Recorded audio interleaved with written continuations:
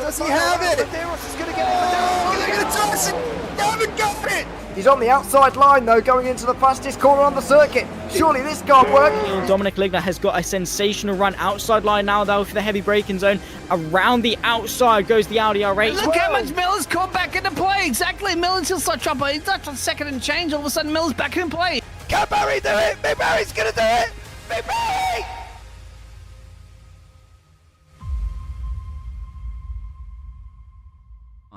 Yes, here it is. Yeehaw! Welcome along, of course, to the Lone Star State. It's a super day in the Lone Star State. Welcome along to Texas and Austin and the SR4S Formula 3 Championship 2022. We're going to have to skip through this a little bit quickly. Sorry, I apologize for the technical difficulties again and again and again. We've had this over again, but we're going to get this done and live. And we being myself, Zach is having some, the gremlins that creeped into me last week, so Zach Sweeney is here. And we have Will Chadwich, I think, as well, too. Yeah, that's fine. That's fair enough. Hello, Will. Yeah, hello, guys. Yes. And this is thank you very much, Will, for stepping in there. Zach, I know, issues are issues. Yes. Yeah, well, the very disappointing beeps as soon as you press the power button definitely do not inspire confidence for a broadcast. So luckily we have the very capable and very beautiful William Chadwick to take you through some Formula 3 machineries, because, well, who better than the man who crashed into his teammate in said Formula 3 machineries on his debut? So we'll... It was a Formula 4, Zach. Get it right.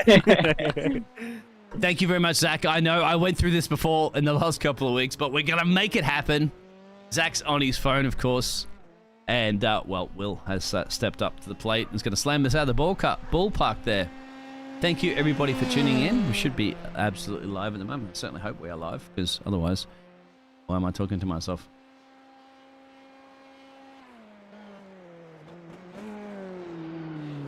To confirm that one at the moment, if we are actually live, yes. I'm looking at the wrong channel. On his phone, all right, of course. So, qualifying session is almost about to be over. Will, it's a pleasure to cast a few, mate. F3 machines around COTA, Circuit of the Americas. Like the track, like the cars? Yeah, so COTA's an interesting one, because I feel like in iRacing it's not necessarily the most popular course. I think the actual layout of the track is very, very good, but I would say it's somewhat underused. This F3 car has been around for several number of years now and is a rather outdated model. However, it does provide a unique form of racing that we don't really get to see through GT machinery. The tyre model is pretty progressive, being on Hancocks. It has a bit more of a cold tyre effect, and the tyre tends to ramp up across 4 or so laps. And that tends to make it a bit different style of racing and quite treacherous for these drivers, as we'll see the race start that comes after this qualifying. And yeah, I do like the track, and I'm really looking forward to some action today. It should be heating up its championship as well as the qualifying session. It should be ending very, very soon. I'm probably going to throw you on the spotlight with this one, mate. Actually, we'll have to get back to that one in a minute with the championship standings as well as team standings. We missed the dying stages as Carlson Keane is right on top of this. The Canadian's going to probably deny some of the drivers from the United States of America in their home Texas state, potentially a pole. Is that injury to insult to the Americanos? We'll have to get back to that one in a minute with the championship standings. Yeah, well, certainly I think that Keane will kind of want that upper hand on his teammates, of course. In COTA, he's in Texas, I believe, very American state, and we've seen a good large amount of American competitors in this championship and up at the top near today. And quite a margin for Keane, really, and Roon and Keane were pretty close there, and it's going to be an interesting race, certainly, with them split by only a tenth of a second. That Keane will kind of want that upper hand crazy. On his teammates, of course. In the Lone Star State, I believe, very just American like that, state, and, we're going to have our grid. Now I'm going to throw you on the spot there, Will. I mean, I know you're a professional. If you'd like to if you can read through those qualifying positions for us, please. Absolutely. So, pole position goes to Carlson Keane with a 1 minute 57.576. Behind him, on the first row of the grid, is Mackenzie Roon with just a tenth of a second behind, even on a 2-minute lap. Then on the second row, you've got Alex Riviera, Daniel Whiteford. Third row, you've got Michael Brooks and Mod Kickjo. On the fourth row, you've got Lucas Finco and Dominic Angelencio. Sorry about it. You can DM me and complain about my pronunciations all you like. That's my job as a commentator. On the 5th row, we've got Nicholas Curto and Boyne Payne. On the 6th row of the grid, we have Joel Dutton and Brian Long. Yeah, that's exactly Moving 12 on. drivers. Oh, is that everyone? Right, Yes, fantastic. it is. Well, it's going to be a nice short field with a good bit of action between it. Hopefully, we'll see a little bit of maybe a bit of carnage. I don't know. I'm not one for total carnage, but I would like to see quite a bit of action. I don't know about you, but I think we're going to have a good race. Oh, we love a little bit of drama, don't we? It's called a motor race, as Michael would say. Oh, well, yes. Well, we'll definitely have a motor race here. And I'm glad. You know, one of the things I'm very glad about is we're using the Porsche safety car. Now, that, to me, is the best safety car and remains to be. And I don't really like the new sedan that just looks really weird and out of shape. I'm a big fan of the Porsche safety car, and I'll stand it all the day longs. Would you pass up a Mercedes or an Aston Martin safety car in Formula One? Oh, one of these? Go on. Oh, you mean maybe the Aston Martin? I should say. I think the Aston Martin looks a lot better than the Mercedes, in my opinion. You're but right. maybe I'm a little bit ready to go, my friend. In a minute. Well, we're going to rolling lap, I believe. So we're going to roll to the grid. Then we're going to go for a formation style start. All the drivers. I mean, at this point, if it was me, I think I'd be trying to attempt to get a little bit of heat into the tires of the car, because as I've already mentioned, the way the F3 tire works, I should say, is that it's a bit of a cold tire. There tends to be quite a lot of progression across the first 4 laps, and it can really. I would not be surprised if it catches a few drivers out going down to turn number 1. So hopefully. These drivers are able to get a little bit of heat into them as we roll towards the line. And final thoughts, who are you going to think is going to win here today? I think if Carson can remain in the lead of this race and keep Mackenzie Roon there and Daniel Whitfield and the likes of the other drivers behind, maybe, you get up the road here in Coda, you can have a good run. The heat is on, of course, in the Lone Star State of Texas. Fire up those barbecues, fire up those engines, and hopefully get some heat in those tires, as you just mentioned. Because this is Coda, of course. This is one of the best tracks. I forget Miami and Las Vegas. Probably be a joke, won't it? It's all they're entertainment tracks, but this is a true motor racing track in the Americas, and I hope they never get rid of Coda at this point. But well, don't worry about that right now, because here we are, Formula 3 Championship. That pace car's going to peel in, and we're going to have a great race day. So. Drivers approaching the final corner here at COTA. It's going to be the leader, Keane, to take the start of this race. He gets to dictate when they go. He rounds the final corner. We're waiting for the lights to signify green flag racing. We're approaching the line, ready for the race start. Just 12 drivers in the field, but that certainly won't impact on the action here today at COTA. We're ready to go racing. The lights are on, and the lights are... out, I believe so. I think we're good, and we're going. We looks like we've got a little bit of a challenge there for 4th place, maybe down the inside of 1st. He's going to be really close into turn 1. It looks like Keane has kept the lead. It's actually going to be Roon. There's a car off in the background. It looks like Brooks has gone and spun around a little bit. Payne looks to have had a slow start, but I think Riviera was challenging Keane. Roon's round. Roon is round. Roon was challenging on the inside, so there could have been a little bit of contact there between Keane and Roon, and we also have another car off in the background. I think that might have been Curtin. It was Curto. Just like that, 3 cars. I don't want to click a button right now. It seems to be everybody's going around. Dominic's trying to make an overtake there on, looks like at the moment, Lucas Finco. It's so much action, of course, and I'm throwing you definitely in the deep end on this one there, Will, but you're doing a fantastic job so far. Look at Carson Keane. Did he get that nice gap? He certainly did. 1 point something seconds change up the road, which, as I said, going to be the crucial key here. And there's Alex, and there is Daniel battling for your P2 position currently at the moment on lap 1 of the Circuit Americas. Something that's important to note here tonight is that the kind of effective working range of slipstream is only about 0.6 of a second in this car. But when you're in that range, it is very, very potent, and we will potentially see some pretty aggressive and powerful slipstream passes. One of the key things for our drivers, especially considering this is a 23-lap race, is to make sure you're not killing the tyre too much, but make sure you're kind of keeping the car clean, because any bit of front wing damage, any bit of small car damage that you could get in these early stages could make it a very, very hard race for you. So keeping your nose clean as we see Curtin having a little bit of problems on the brakes. As you see there, it's one of these cold tyre situations. They're very, very aggressive on this first lap. And we nearly saw a little bit of chaos there. Once again, I'm commentating, cursing, throw out two for nail at the moment. Will, I don't know about you coming into the casting, but I won't blame you for that. Because there's action all over the place. Catching those drivers off is exactly what you said, mate. Do you just think it's a case of the tyres are not up to temperature? And they're causing exactly what we're seeing on the screen right now. A couple of spinneroos. Yeah, well, Adrianenko has a spin in the final corner, and that's unfortunate for him. Still able to, well, he's able to hold 12th position because it looks like we've already had a retirement for long. That's unfortunate, and hopefully maybe he can get back going once the toes fixed itself and we're back underway. Brooks looks to have gone up the inside of Payne, so has made another spot after that early spin, if you remember, in turn 1. We've started lap 2 here. You know, it's going to be a fairly long race. You know, 2 times 23 is going to be around about, what, that 46-minute race. And I do think we expect a pit stop in between. It's going to be certainly very interesting to see how this pans out and how the drivers deals with these wearing tyres, these conditions here outside. I think you caught the graphic earlier on, we have got a track temp that's relatively cold here of 27 degrees.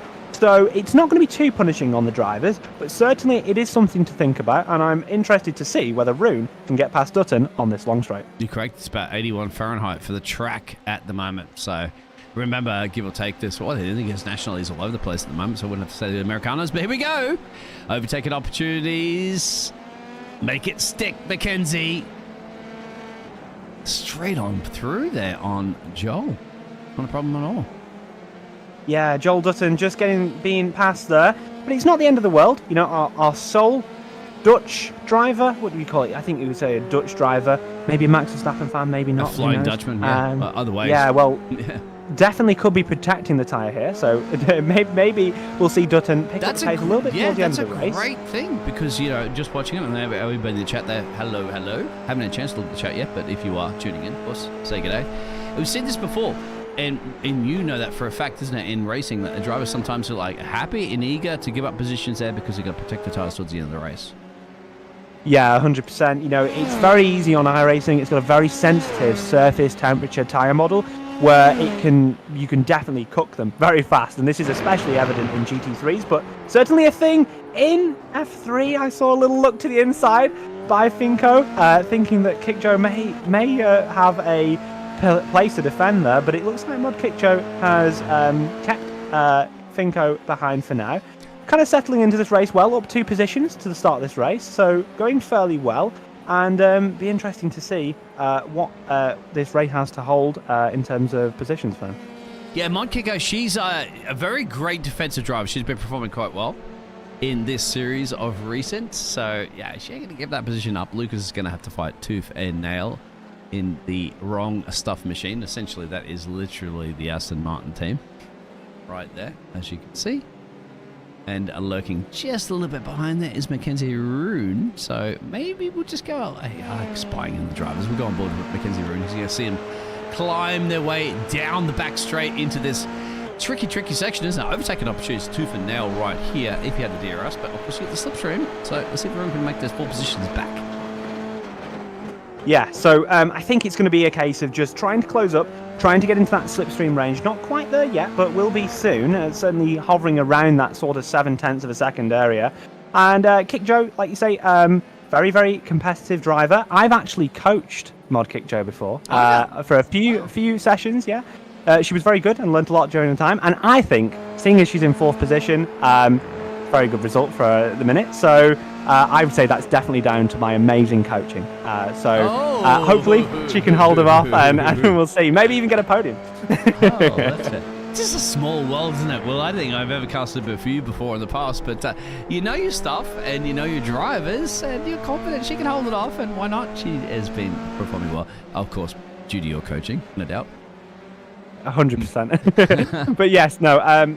Very, very competitive driver, and one of the higher I-rating drivers we have in this field. And that is, you know, not the be-all and end-all, as we see Finko making a move down the inside of...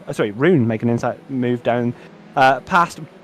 Rune? No, Rune past Finko. Ah, there you go. See, I've messed it up. But we've had a spinner in the background. Nicholas. Curtin again, that's unfortunate. Yeah. And yeah, like that sort of Aston Martin. We've seen a lot of these Aston Martin liveries. I think they're a very good livery, but it seems to be very popular here today. It's a team as well. So we haven't had a chance to go through those team championships and stuff like that, which we will if, of course, these gladiators give us a minute of a break. I don't think so, because look at that. Rune now right up, tucked up on the gearbox, making a mountain challenge into the top part of the track, of course, and into the braking point down the hill. And that's job done for now. Well, for now, yeah, potentially an opportunity for Kick Joe to come back. Going to have a good amount of slipstream down this modern straight. I think it's a modern Tilke track, I believe, who designed this for when F1 came back to the Americas. Helmet after. Yeah, I'm not sure what year it was. Maybe started 2008. I think the started construction maybe, and it was opened maybe 2012, something like that. But I'm not 100% sure on that. But probably the best Tilke track of the modern era, I would certainly say. And very long straight, but not able to make any moves there. But now it looks like we're going to get Finko challenging for a position maybe to get into the top 5. Now you've coached obviously Modelist Kinko, so. What would you be thinking of her? Saving tyres? You think she's okay, she'll probably yield that position there and give it up there, allow Lucas through there and come back later on. Remember, 5 of 23. Plenty of time to go. Pit stops to go as well. What would be going through her mind? I think that you gotta bear in mind, it's a long race. You don't want to make any serious mistakes. It's better to make less mistakes in a race and make sure, that move to the inside again. Nice bit of awareness from Kick Joe there, not to turn in, as it looked like Finko definitely had the nose up the inside. But we go another lap of these two battling. It certainly has been one of our more pronounced battles on the track. It was only Rune that kind of broke that up for a lap, who managed to get past Finko and then also past Kick Joe, I think, on the same lap. So clearly got quite a lot of pace, despite that incident that Rune had at the start of this race with Keen. I believe it was into the second corner, but we didn't quite see it. But yeah, going to be interesting to see what happens. I think it's important to make sure that you're not killing the tyre and that you're keeping yourself on the track, because having a mistake, having a spin is a big time loss, and just reeling your pace back a little bit, driving at the 95% can really help you to minimise your mistakes. There you go. I love it. You know your stuff. Of course, welcome along and hit the like and subscribe button to the JP Broadcast. I do apologise about the very delayed start. It's somehow, it was inevitably trying threes. My electrical poles were down, my internet, both my internets were down, all sorts of jazz happened in the previous couple of weeks here for this fantastic Racing for Simpletons League, and then almost, they were trying to break us again today. It did somehow the gods that be try to break Zach's computer. They kind of did break Zach's computer, so Zachary couldn't quite get in here properly. Trying to sort those issues out. We missed a little bit of that qualifying, but we are live and we got it done. I'm not quite sure if you're aware of this one, Will, but we've been broadcasting these events, Zachary and I, as in watching the pit, the replay file, as in we don't know, we haven't seen anything. However, we haven't had a chance to actually broadcast it live, and it tried. Some gremlins tried today, but now, thankfully, we are doing it. So. Yeah, well, it's good to be live. It's always good to see it as it happens. That move again for Finko, kind of darting to that inside, trying to get in the mirrors, but Kick Joe not phased. So I think she's kind of got this under control. She knows that it's Finko's done that a few times now, so you're starting to get the idea that he might start to try that every lap. So it's less intimidating when it happens a few times. So going to be nice and calm. As you see, curtain spin, I believe that to be the second one, just getting on the power. Really easy for that to happen. There's no traction control, no driver aids in these Formula 3 machinery. And as we watch Finko and Kick Joe drive, it does show you the skill that these drivers have to make sure it's under control and not spin up those rear wheels. And like I say, difficult beast to handle, but fantastic. As Lucas, of course, has come Mr. Bond. Surely in the Aston Martin, the 007 machine. Of course, that's the best number to have, isn't it, here in Aston Martin? Once again, you'd have to say that Kinko, she's just not wanting to... I don't think she's wanting to yield this one right now as easy as perhaps she did to Mackenzie Rune. Certainly. I think you know where your pace is at, especially from the qualifying session. Rune being one of those top qualifiers. Only under 1/10 of a second from Keen at the top of the table. So you would certainly think that if you're keeping your sensible head on, Kickjoe would think, well, started second, doesn't look like the car has any damage, Rune's going to be coming through, there's no point of me fighting for this position, slowing myself down, making myself vulnerable to cars behind, when inevitably maybe that pace is going to show and Rune would get past anyway, and it'll all be not so a bit useless. So Kickjoe knows her pace today. She knows who she's fighting with, and doesn't seem fazed by any of these moves that Finko is trying to put upon her in these opening stages. A lot of temperatures, no DRS activation, of course, that gives you that massive advantage, of course, Formula 1. Climb up the top of the hill. I love it. The overtaking opportunities here are brilliant. Example like that. Contact! What's happened? And that move to the inside, it looks like Finko just went a little deep potentially. We might have to see a replay of that, but contact right front to rear left, and round Kickjoe goes. We get a replay here. Yep. From our fantastic broadcaster. Thank you very much. And as you can see, that dive that we've seen so much towards turn one definitely had the nose alongside, and yeah, it's a bit of a George Russell one, isn't it? You know, there's not a lot of space left, but also it was very late on into the corner. I'd be hard to call that between any of the drivers that we saw there, because that move was a little bit far back, maybe a little bit late to the apex where you're making that pass alongside. So unfortunately, it doesn't look like there's any damage between the two drivers, but I would certainly say that it's definitely a racing incident here. I've never heard of George Russell reference for internet. Usually it's Max Verstappen back in the day, but here we go. Overtaking opportunities, of course, down into turn 11 or 12. I'm sorry, I apologize. I don't even remember the corner name, but that's certainly one place you want to be if you go get tickets to Coda. And well, there it is. Brooks putting some pressure there. Michael Brooks on Lucas Finko. Not quite there. Now, Will. Don't get it done here. But what do? Size them up for turn one, perhaps? Just climb up the hill again, where we saw a lot of these exciting moments here in the Formula 3. Well, in this Formula 3 car, you know, you've got a little bit of dirty air potentially through this section. You know, these are overbody aero cars as opposed to the underbody aero cars that we now see in Formula 1.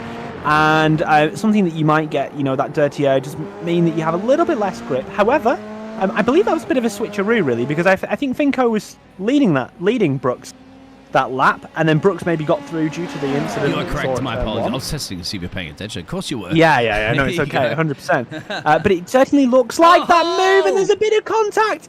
There's a little bit of the rear just stepped around for Finko, and unfortunately, the innocent party there of Brooks just got a little bit of contact. However, luckily, I think both of our cars are together and intact. There looks to be no damage, as I can see.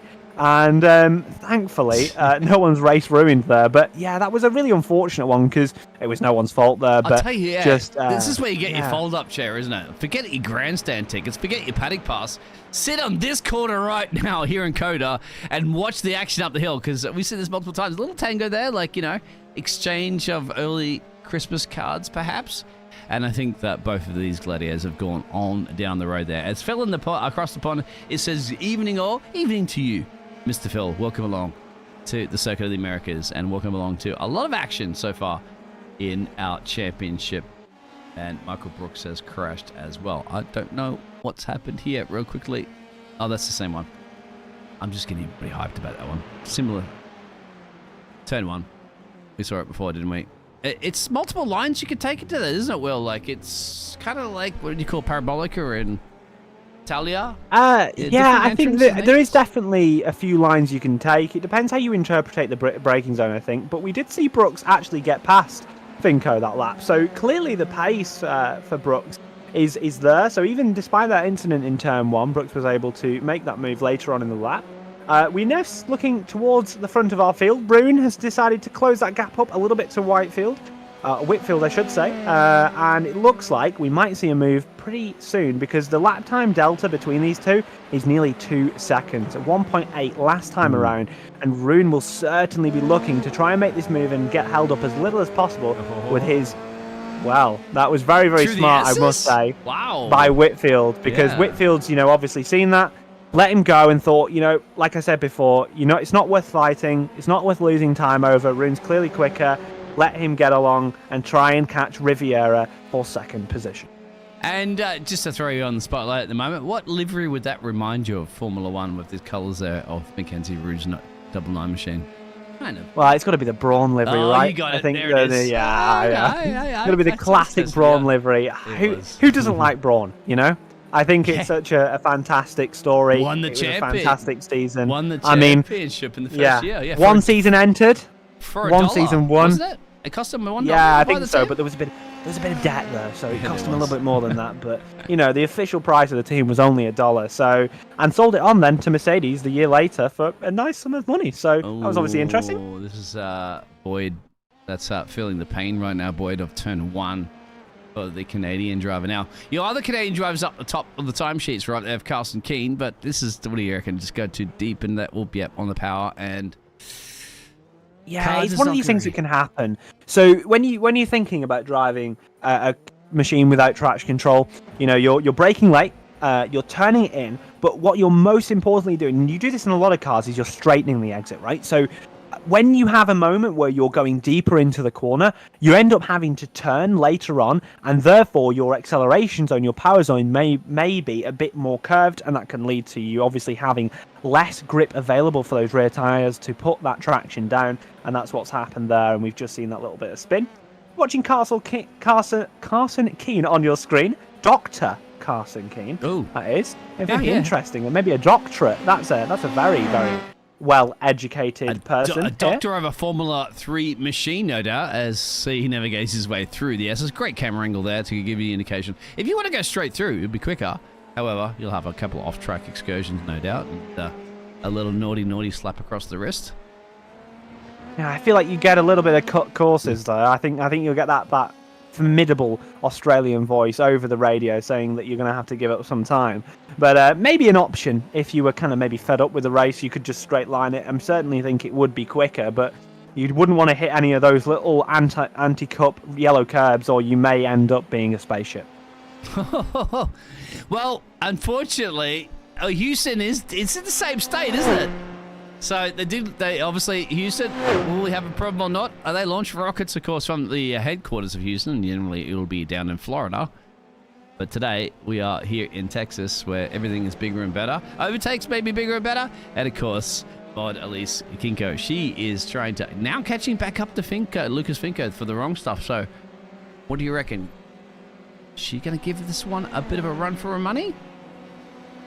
I think potentially, you know, we saw Finko, I think, make that move. I believe Joe was ahead for a number of laps. Well, no, I'm wrong. They had that crash at turn 1. But yes, potentially, that pace looks like Joe's kind of managed to get her head down. Got a bit of bad blood behind her, you know, had that incident. Wasn't her fault, we think. You know, it's hard to maybe justify, but you'd certainly say the car behind's responsibility not to get the car ahead within reason. So we'll put it as a racing incident, but got to gain that time back.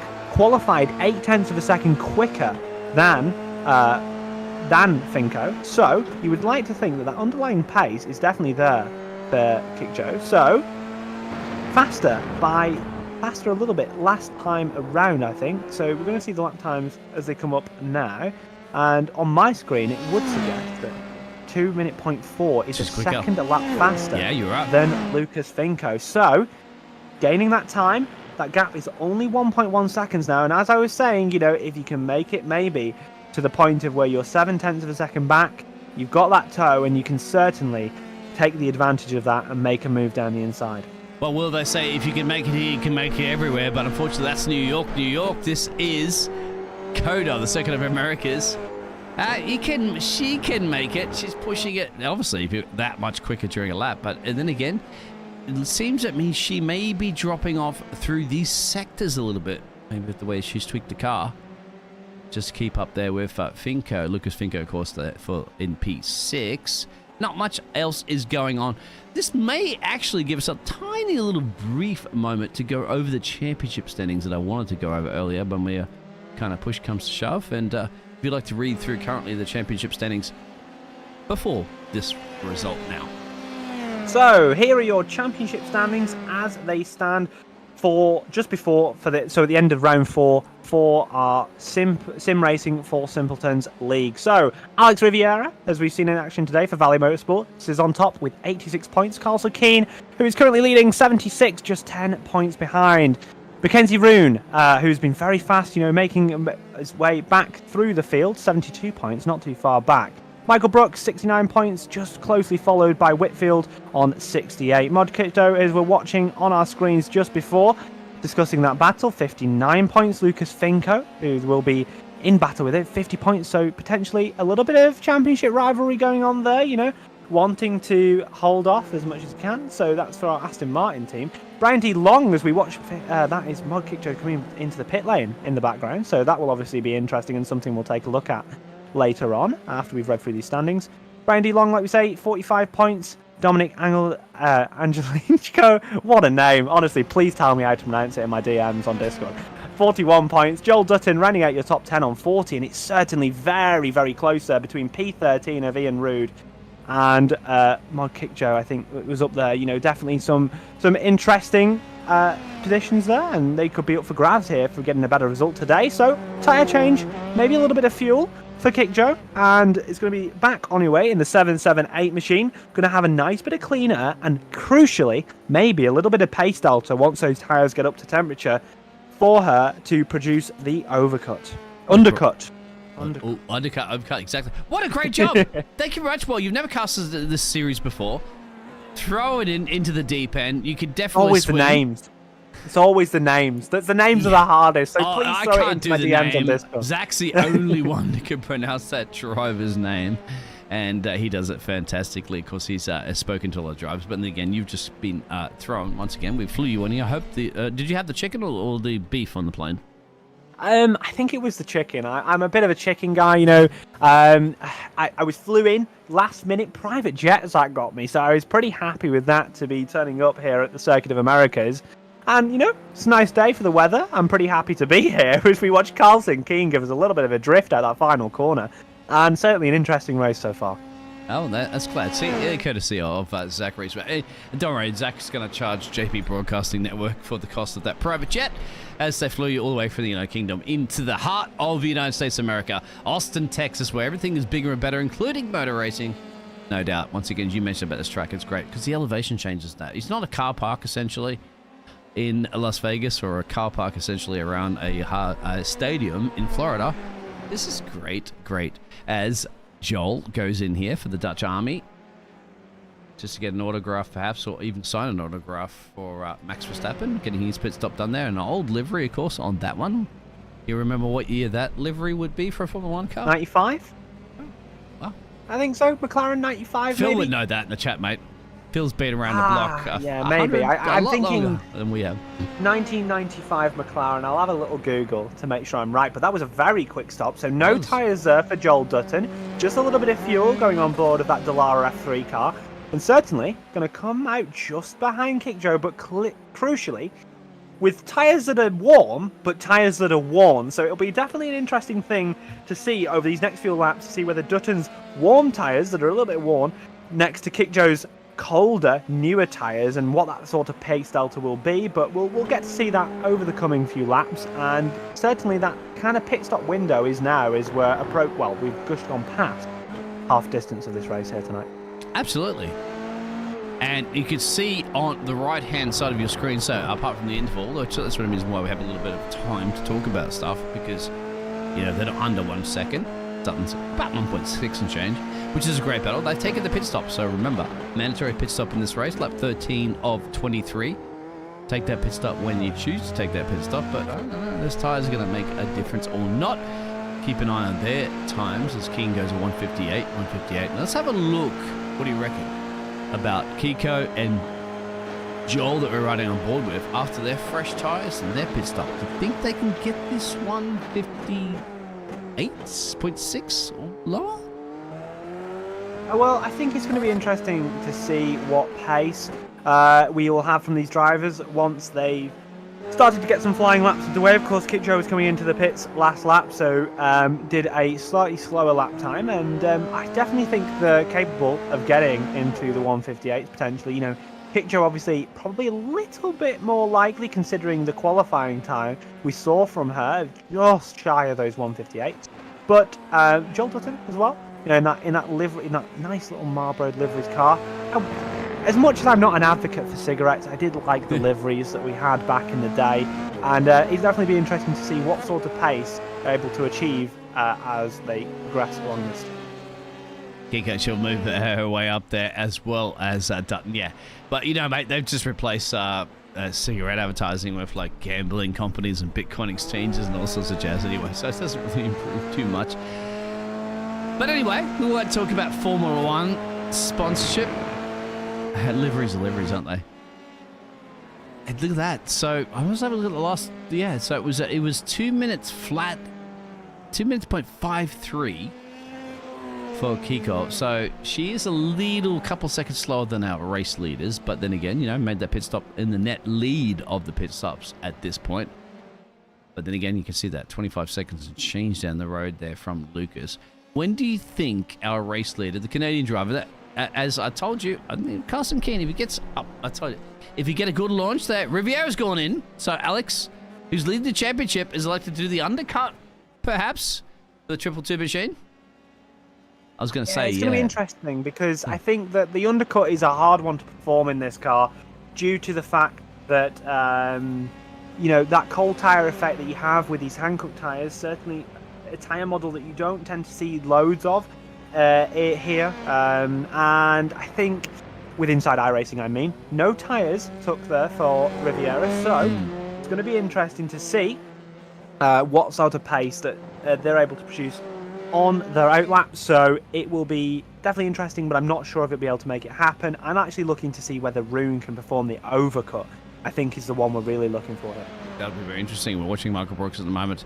And because, unfortunately, we've had to broadcast from a replay due to technical difficulties in the past, what we're missing, what I do miss myself, is the lollipop man. You don't see him, of course, in our broadcast mode, but we did in the past, which is fantastic. And you can kind of get an idea of where you have to get your pit stops. Great pit stop in and out at the moment there for Michael Brooks as well.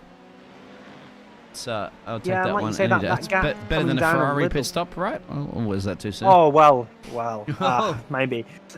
Maybe we won't talk about Ferrari strategy, but the Mercedes pit stops, I think, from, remember that 50th, like the celebratory race for Mercedes at Hockenheim, they paid for it.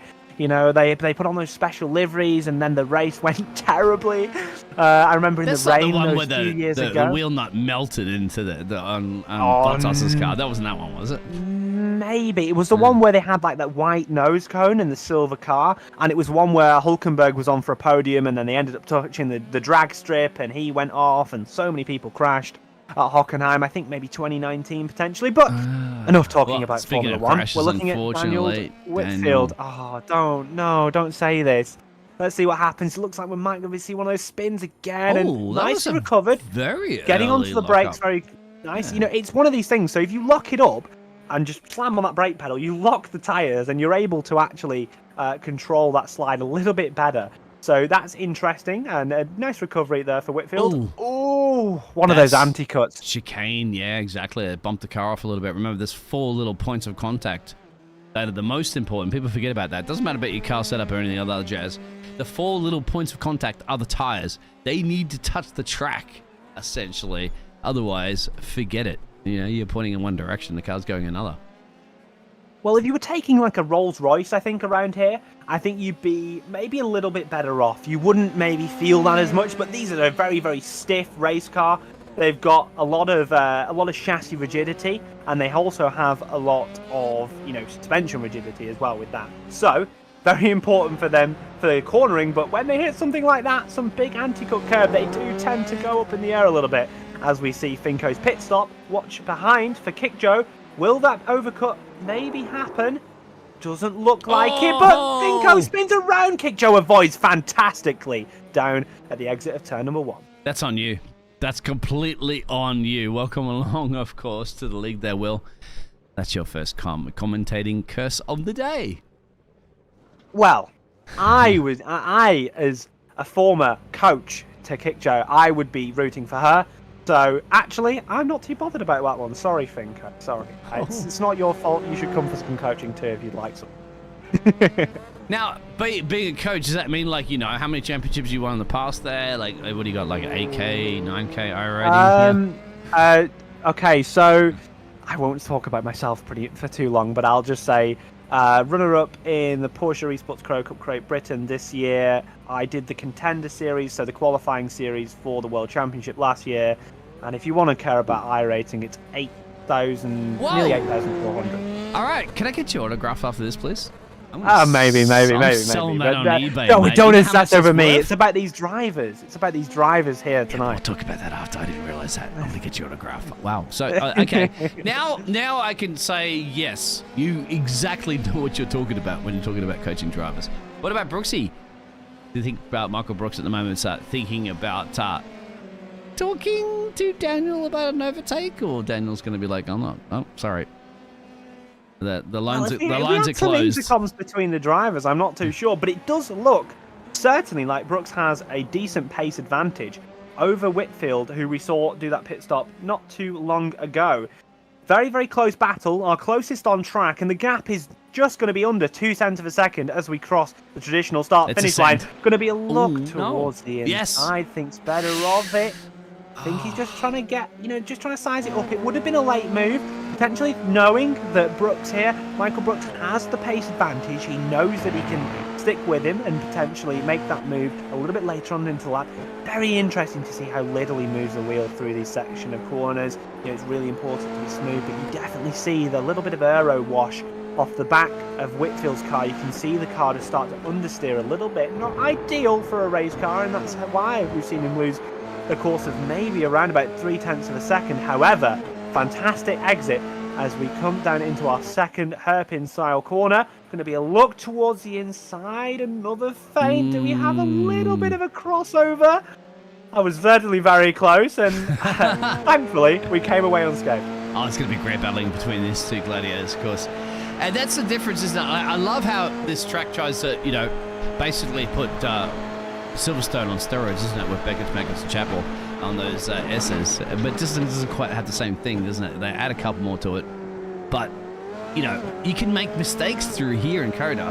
You cannot make mistakes through Beckett, and Chapel for sure in Silverstone. You would scrub so much more time than you do here. Look at this. Look at scrubbing some time through here alone with these F3 machines, and you can still back at it. You're still practically separated by half a second. Yeah, I would certainly say that it is a little bit more of a forgiving section, considering the slight more expansive runoff here, as Brooks has a little bit of an excursion going a slight bit wide there, but certainly still able to keep that gap in that crucial area for the toe where it's effective. And as we start lap number 18 here for these drivers, it's going to be interesting to see whether this battle will develop any more. It would certainly say that this will be the final position that Brooks or Whitfield would be fighting over here today, with that gap to our front three being a course of just over 24 seconds. I want you to bet, or not bet, but just make your case to say which one of these drivers is going to secure fourth position here. That's one for Phil out there in the chat. Yes. Too much sports betting, isn't there, in the real world? I like betting for nothing. In fact, we did this the other day on a stream, James and I here at JP Broadcasting, is that I bet that a driver was going to come back from P23 and get a podium. James was like, that's not in the cards. Ends up in P5.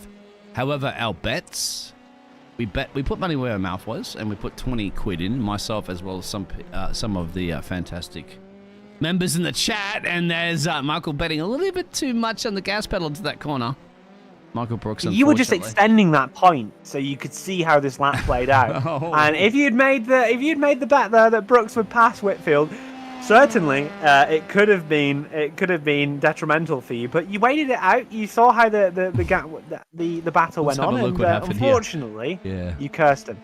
Well, yeah, going back to that, is what happened was we donated the money to charity, of course, that James supports here on the broadcast network for the young children's charity that will be upcoming. It's just a classic 101, isn't it, for Michael Brooks to make a little bit of an error. But there it is. So, yeah, making a bet at least if you... Well, I lost, as well as others, but, you know, guess who gained? The children's charity. So that's what's all more important. And that's exactly what it's about. Supporting charities and supporting others that are less fortunate than yourself, and that's wonderful to hear, and you got a little bit of betting fun out of it too. So a win-win situation. Looks like there's quite a few battles that are quite spread out across our field. I've started to see that gap come down a little bit between Rune and Riviera. However, we've only got 4 laps here. 4 tours of the circuit in Americas. That's just over 8 minutes potentially.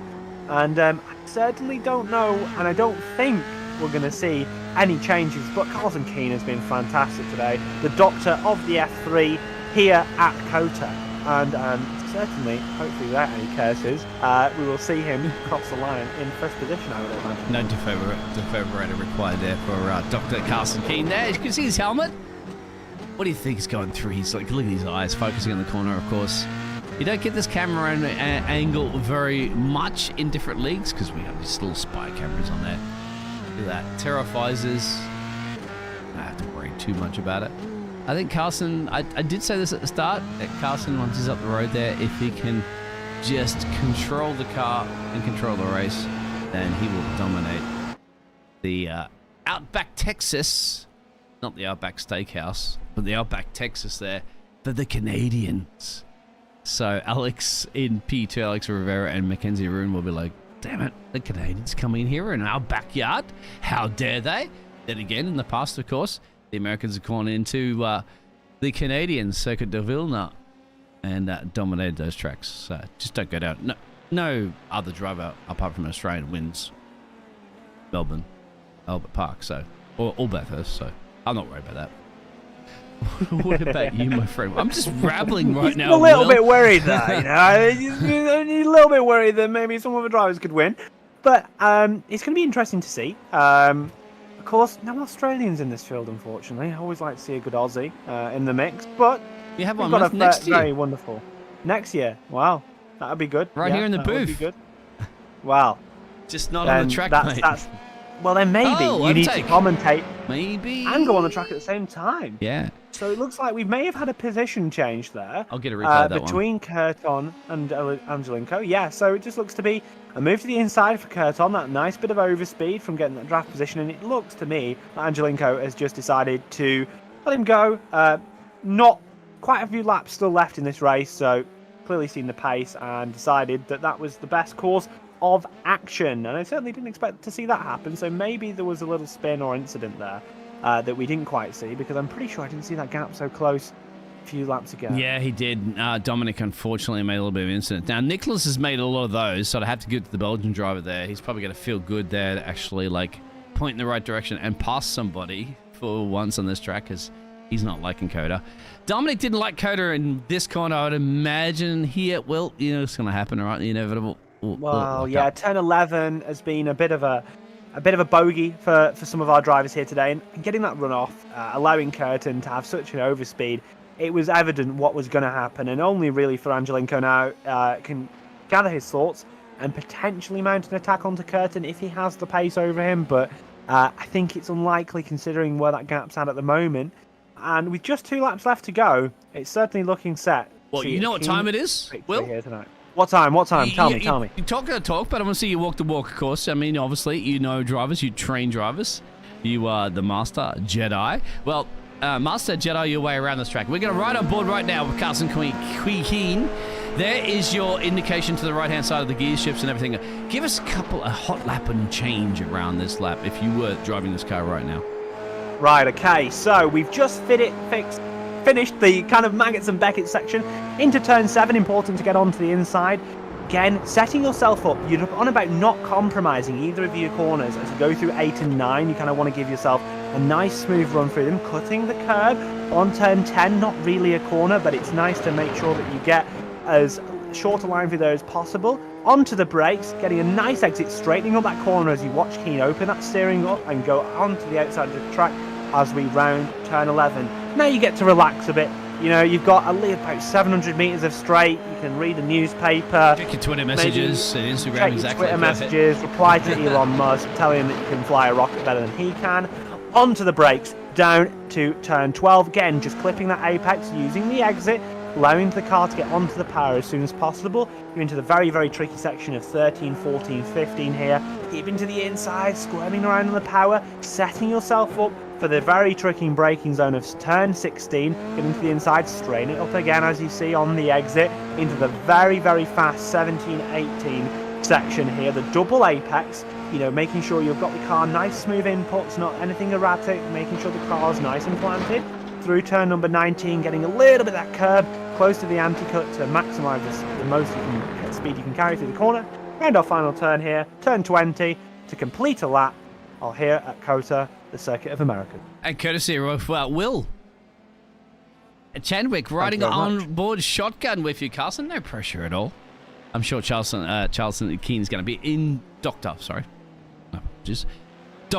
Carlson Keene will be very impressed to be able to listen to that one back from the mastermind himself, obviously. A man that's won many. But you have to buy another house soon, right? It sounds like you got a lot of trophies on your cabinet. A house, trophies. Unfortunately, you don't get many trophies from sim racing. I keep saying this. I'm like, damn, I want a trophy from sim racing. However, I might get my first this year, but we'll see. So Boyd Payne coming around that final corner of turn 20. Getting on the power like a little bit early. We did see a few drifts. Nicely kept out the barrier there. Obviously, a lot of momentum. And unfortunately, the pain increased around this COTA track here tonight. And he's not he the would only like one. to... He's not the only one. I heard you made that joke earlier. Curtin coming down into turn 11. Oh, we've seen this mistake before. It's been very, very common tonight. Very tricky braking zone. Little wide arcing line and just so easy Donkey to Kong's do. put And the banana unfortunately- down there for some reason. He thankfully very wisely waited till Kiko got through there as well too. So good sportsmanship from that one. How many times have you bitten your nails when you see a driver about to spit a roo there on the racing line? Well, especially in endurance races, you're like, no, Mikey, Well, no. But yes, it No, happens. Mikey, no, it's so not right. But yeah, one thing that you have got our attention with here at the moment is Mackenzie Roon. I said I wasn't sure whether there was going to be enough time left in this race to see him close that gap then. It was about 4.5 seconds when we last saw it. Riviera has maintained that gap to the leader, but I tell you who hasn't maintained that gap? Roon. Absolutely blistering pace over these final few laps here at COTA, and with just one lap to go, Roon enters that toe area. You can see him pushing so hard on the acceleration zone. Riviera attempts to break the toe as we go down this main straight for one final time. What is going to happen here? I'm very, very excited, Biggles. Got to give it everything, don't you? Barney's waving it is exactly the penultimate lap. Oh, the last lap now. The last lap. It is. So Barney's going to be continuing to wave that better than Tim Cook has before in the past. Roon has got to do it. Mackenzie Roon, of course, lost one position in the race. Up the road to Alex Rivera. They could switch to this one. They can even it out. Nothing I think Carlson Keene needs to worry about. Dr. Carlson Keene, my apologies. What do you reckon? Thank you very much there, Will. Joining this racing league, stepping in for Zach's malfunctions, of course, of all the stuff we had in the Jazz there. But here, opportunities where? Well, we're certainly going to see a battle here, and he's already gone to the inside. Roon making that pass as soon as he can make it possible down into turn number 11. Riviera is going to try and get the exit and will be just 3.5 tenths back as we enter this straight for the final time. Roon doesn't attempt to break the toe as it is. We look back from the rear wing of Roon, going to go defensive down into turn number 12, but Riviera is going to go to the inside here, down into turn number 12, but braking late is Roon. Riviera goes for the dive. They've both made the corner, but it looks like Roon is going to get that position on the final lap here. And to be honest, I think that might be game, set and match considering the pace we saw from Roon in this final sector. Potentially Riviera looks to the inside, but I think that's going to be our positions here. And Roon able to make a fantastic recovery after spinning at turn number 2 on lap number 1 this evening. Yeah, gave it a shot. Why not? Risk it for the biscuit, but safely and kindly. But this man hasn't risked anything for the biscuit. Dr. Carlson Keene, well, he's in town, isn't he? No surgery required for a perfect performance. Over to you, World Caller. And yes, like you say, perfect performance for Dr. Carlson Keene, coming home to win round number 5 of Sim Racing for Simpletons series here in the Dallara F3 car. Roon was Roon was able to get that position on the last lap ahead of Riviera. Whitfield is coming home to take a rather lonely 4th place as Brooks made a mistake when we saw that battle earlier on. Brooks is going to consolidate that top 5 position with Mod Kickjo running him all the way to the line. And yeah, it was certainly an interesting race here. You know, we didn't have many drivers, but we did certainly see quite a lot of action. And it was very, very enjoyable for me to come here and do some recovery commentary for the Zach Sweeney. We see Brooks come across the line now. Fantastic drive to remain in the top 5. Kickjo, maybe, I think, remaining in the position that she qualified in, and another good result for that championship. It's going to be Dutton, our sole Dutchman in the field today, who will be crossing the line next, all things go well. And Finko, you know, who we saw battling up and down the field. So a few little mistakes from him, unfortunately, but it was certainly entertaining. The 007 man in the Aston Martin livery team. So Dutton crosses the line. Finko in top 8, and it looks like your last person to take the flag, who hasn't been lapped already, will be Angelenko, who will cross the line in a moment. Got 40 seconds and change as we done to right there. Angelica. Well, yeah, exactly. I think you hit the nail on I don't like to reference nail on the coffin. I just say you hit the nail on the right place at the right time on that one, saying, yes, there was a little bit of a gap and a little bit of moments forming in that one, but it certainly was exciting, isn't it? And I certainly had a pleasure to experience the different kind of like knowledge from yourself as a driver, because I know Zachary's a driver. I'm not a driver. I have a keyboard. Never, ever driven a car around any track, anywhere, any car in iRacing. So I appreciate the experience there. That's why I just rely on everybody else for that knowledge. We'll get those results up pretty friendly right now for you there, my friend, to go through. So we went through the results as they crossed the line, but it's Dr. Carson Keane, who takes the win here for Valley Motorsports, the Canadian, spoiling the Americans' dream here in Texas this afternoon. Mackenzie Roon was able to round out that 2nd position, making that last lap maneuver on Alex Riviera, our championship leader. And it was Daniel Whitfield who rounded out top 4. It was Michael Brooks in the top 5. Mod Elise Kickjo, who rounded out top 6. Joel Dutton, followed by Lucas Finko, Dominic Angelenko, Nicholson Curtin, Boyd Payne, and Brian Long, who retired on that first lap, unfortunately.